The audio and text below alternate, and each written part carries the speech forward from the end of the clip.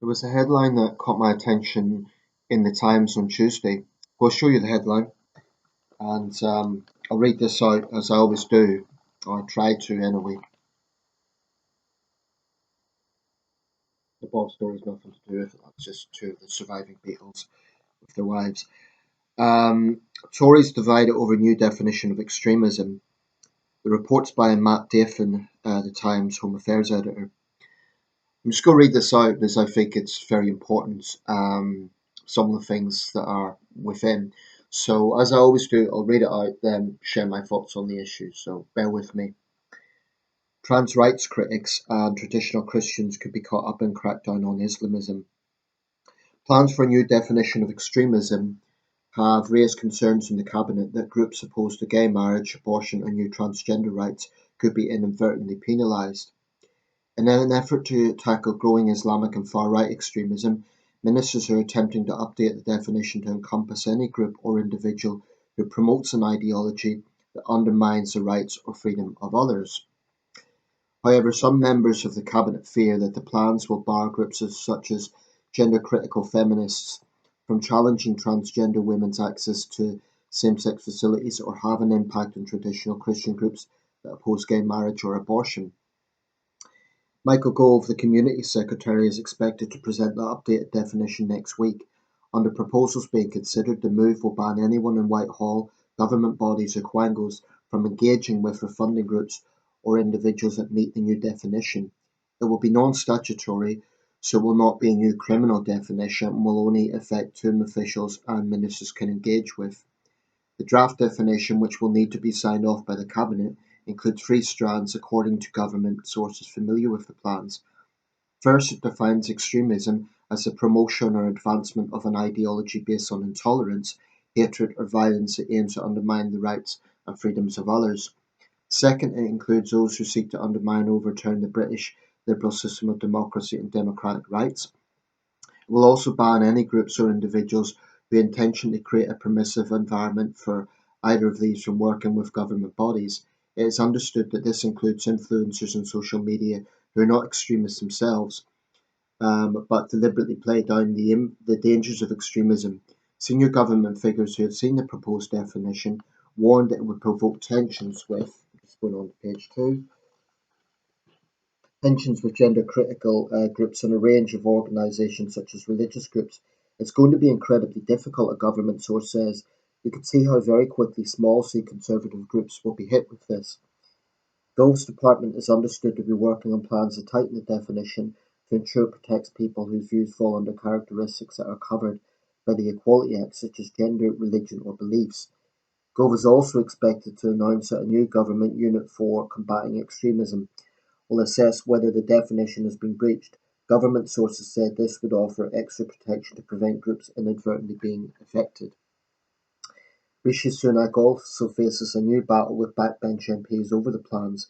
Miriam Cates, the Tory MP for Penistone and Stocksbridge, said widening the definition of extremism was a slippery slope to the abolition of fundamental freedoms and a path to authoritarianism.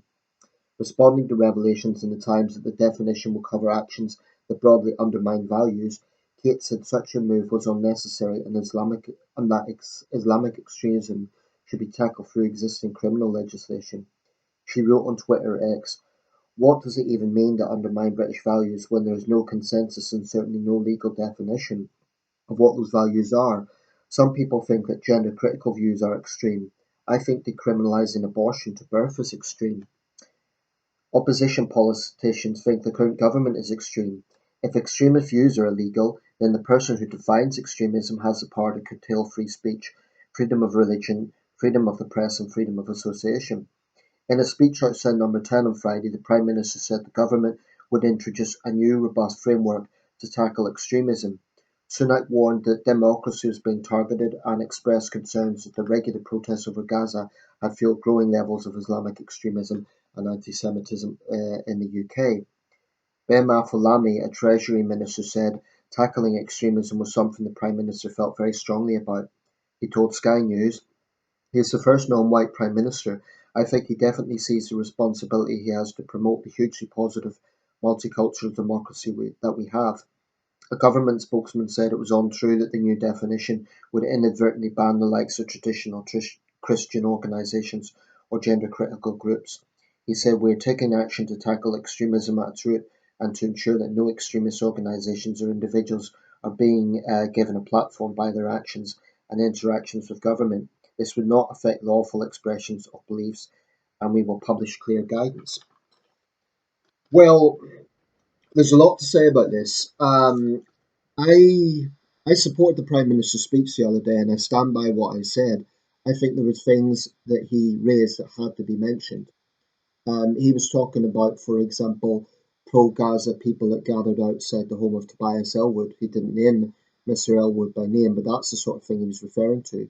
He was referring to the sectarian slogan "From the river to the sea" being beamed onto Big Ben. Um, I do think the government is going to try and encompass other forms of what it sees as extremes in an effort not to be seen as picking on Muslims with a focus on Islamism. I think that would be wrong. I think Islamism poses a unique threat. Um, if we look at terrorist atrocities in this country that have actually led to deaths in the last, say, 20 years, we could even extend that to 30 years. Um, that's 30 years. Well, let's say from 1994 onwards, there was a dwindling down of the real IRA campaign. There was the Soho nail bomber, which of course is far right extremism. But most deadly terrorist attacks have been at the hands of Islamists. The London bombings of 2005, the numerous attacks of 2017 in Manchester and London, the Reading attack, the assassination of David Amess MP, the Fishmonger Hall attack in 2019, and that's not including attempted attacks at Glasgow and Exeter. By contrast, if you look at far right extremism, it's definitely a problem, but in terms of actual deaths, in terms of violence, it would go into single figures. There was the murder of an elderly imam in Birmingham at the same time. Fusilier Lee Rigby was killed by an Islamist, and it got less attention, but that could be described as a far right attack. There was the attack on the mosque at Finsbury, in which one worshipper died of a heart attack, but that was a direct, was linked to the attack. If we're looking at pure numbers, it's clear Islamism is the biggest threat. Now, I despise green groups like Just Stop Oil. I think some of what they do is borderline domestic terrorism in terms of the sabotage, in terms of taking over motorways and so on. That could fit the legal definition of terrorism, but they haven't killed people on that scale, at least not yet. So I do think Islamism is unique. Um, the government saying this won't affect conservative views on things like abortion and gay marriage. Here's the problem. The term extremism is one of those things that's thrown around. Now, I admit that this puts me in a position because I've made videos where I'm talking about British values, I'm talking about extremism, and it is true that there isn't really a consensus on what British values are. So maybe it's not a term that we should throw around. And I'm guilty, I've done it. I hold my hands up, I've done it. But maybe it is something that shouldn't be thrown around because there isn't really a clear definition. But I think there's certain things that are common sense looking at this. Clearly, someone who is advocating for a terrorist group like Hamas, clearly that is crossing a line into extremism. I'm not talking about pro Palestinians in general, I'm talking about specific support for Hamas. I think any advocacy of violence is obviously extremism, regardless of what the cause is, unless it's clear self defense, of course. Um, But understandably, there will be women out there who are concerned, well, I believe in biology. So some would say J.K. Rowling's an extremist because she stands up for biology. Many others, myself included, would defend her and other women like her who say, well, actually, biology does matter. That recent case with the trans woman who killed a man and tortured a cat, some of the national press got into hot water for describing that individual as a woman. They failed to mention this was a trans woman, so biology comes into it. Why does it matter? It matters because it sets a narrative that a woman killed a man, and that wasn't the case. It was a biological man who had a sex transition killed a man. It's not to say that women aren't capable of that. There are women murderers out there, but I think the language does matter. Also, the issue about gay marriage. Now, I remember a few years ago I defended a Tory councillor, a black Tory councillor, um, when he said that pride was a sin. Now, I got a bit of backlash from that. I'm talking about a social media post, because people assumed I was agreeing with what he said. Now, I don't think that Christians should go around proselytizing and telling people what's a sin. I think that's a little bit, it could be deemed as arrogance. But, if you're going to condemn that, then why is it okay for someone like Sam Smith to basically mock Christianity and mock the faith of people in that way? It gets excused as art. Many people find it crude and talentless, incidentally. But this is the problem: who gets to define extremism? For me, it's clearly an expression of violence. It's clearly supporting terrorist groups. And I also think deliberately targeting the public is extreme. That's why I've called the likes of Just Stop Oil extremists, because they're not targeting energy companies. They are deliberately seeking to provoke the public. Um, it is very important that this is clearly defined, because we've had a situation where police have taken it on themselves to harass people over so called non crime hate incidents. Now, this isn't criminal legislation that's being proposed, but we've seen a lot of police incompetence out there. And what's to say that this won't be used as a further excuse to take the easy path? Some officers out there, instead of tackling some drug dealer, they'll go to someone's house because they've used the wrong pronoun online. We've already seen that happening. So I think that it is very, very important that they make it clear that people can still have unpopular opinions or provocative opinions. I mean, this is very important to define, because otherwise we are going to have freedom of expression curtailed in this country. That's something we can never, ever take for granted. I still support the gist of the Prime Minister's speech. I still think he said things that had to be said. And unlike those who claim it was Islamophobic, he was clearly calling out anti Muslim bigotry as well. But extremism does need to be clearly defined. British values probably shouldn't be something that's used, because there isn't really a consensus on it. Um, but clearly, there are people in this country who shouldn't be in this country. I mean, if you get an Afghan asylum seeker who claims that they're being persecuted, but then further down the line it transpires they believe in, so-called honor killings, um, or they believe in blasphemy laws, someone like that should not be in this country.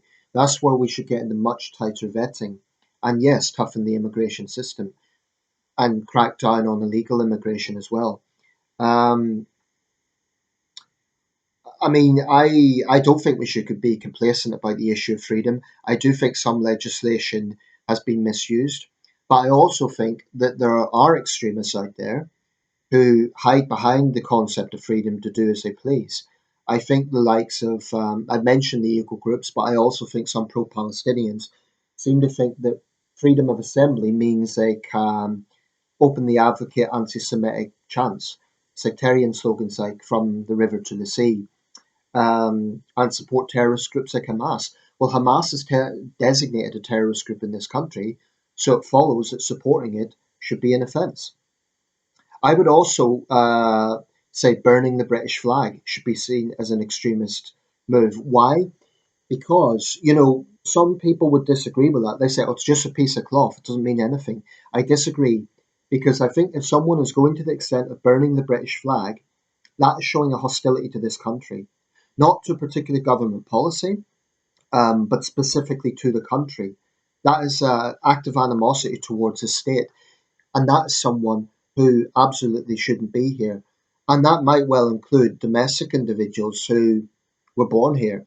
But I do think there should be legislation against that. I'm not talking about criticising government policy or even disliking things in the UK. That's fine. I think it would be unreasonable to expect someone who emigrates to the UK to just love everything. That would be unreasonable. But I think if someone goes to the point of burning our national flag or um, and I must admit I've probably changed my stance on this. A few years ago, I would have said, well, it's offensive, but I wouldn't make it legal. At this point, I think someone who's prepared to do that, you dig beneath the surface, and they will have very, very anti-West, anti-UK views. Why should they be here? Why should they be given a free platform? And if they're British citizens, there's not much that can be done. But if they're a foreign national and they're burning the British flag in this country, I would definitely crack down on that. I do think we are too tolerant in Britain. It's kind of, well, it's a paradox because in some ways we're too tolerant. Our police are far too tolerant of Islamists, that's for sure. Um, Yet in other areas we're too intolerant.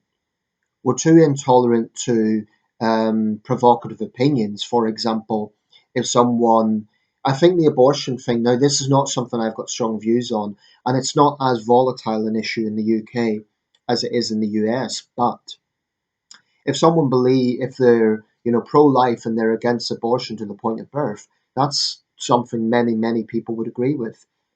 So I don't think they should be labeled as misogynistic extremists. I think that's absurd. The thing that annoys me about the abortion debate is some of the pro-choice people, they just label their opponents misogynist. Well, what about baby girls who are aborted? I mean, I don't want to be misunderstood here. I'm not some sort of militant pro-lifer. I do absolutely support the right to abortion in a case where the woman's health is at risk, where there's incest or rape. Um, I actually think the British legislation at the moment is probably about right. It's not, it doesn't allow abortion up to the point of birth, but does cater for it. Now, I don't think anyone really has an excuse to be having an abortion up to the point of birth. If there are those circumstances where she's a victim of rape or incest, then there's the option to have abortion much earlier. When the organs are fully developed, I do have an issue with that. So I wouldn't call myself a pro-lifer, but I understand why people have strong views on that. And I understand actually women who go through it at that stage can be criminally liable. Feminists will say that's awful, it's misogynistic, it's against women's rights, but we're talking about right up to the point of birth. Also, it's misleading to say that all women agree with that because they don't. Um, this is not a black and white thing. Who gets to define extremism and how this term is used? But for me, it should be a no brainer that advocacy of violence is extremist, or support for clear terrorist groups, that is, groups that deliberately target civilians. To me, that should be a no brainer. Um, I appreciate some people won't agree with my stance on the flag issue, but to me, it's not just a piece of cloth. That is a statement of hostility to the country. Um, so I'll be, if this isn't new criminal legislation affecting the general public, it's more about ministers engaging with protest groups. And like I said in the video about Chris Packham, I've mixed views on that. I certainly think if so-called protest groups like Just Stop Oil burn bridges, they shouldn't have a right to meet government ministers. Why should they? It's difficult for a normal person to get a meeting with their MP. Why should an anarchist who is deliberately breaking the law get free meetings? I don't think they should. Um, but this has to be clearly defined. Otherwise, we will be in a situation where people who are pro-life or who just have a Christian view that they're against gay marriage, it's an offensive view to gay people. I understand that, but some people might say, well, having overtly sexualized images in Pride is inappropriate, where children may be watching, or having drag artists read bedtime stories to children. And I do not agree that it's all harmless. I think some of that is borderline, some of it at least. My position on that is if they are just reading bedtime stories, fine. But if this is basically drag acts, I think it's very inappropriate. Um, and when we're getting into the issue of free speech, could I be criminally liable for what I have just said? Could I be criminally liable for making this video? Freedom of speech must be defended. Actions are a different matter, and advocacy of violence is a different matter. But it's not black and white, and I'll try not to use the term British values from now on, or at least if I do, I'll try and give a definition to it because it is one of those things that's thrown around a bit. But just a last point, there are terms, racism, misogyny, that get bandied about a lot. I think there needs to be more of an onus on people using those terms to justify them, especially the racism one. But I remember a few years ago, Nottinghamshire police were talking about making misogyny a crime. Well, okay, you're making hatred of women and girls a crime, that's fine. But is that in the manifest of, violence against women and girls? Or is it people saying they disagree with feminism? That's why it's important these things are clearly defined.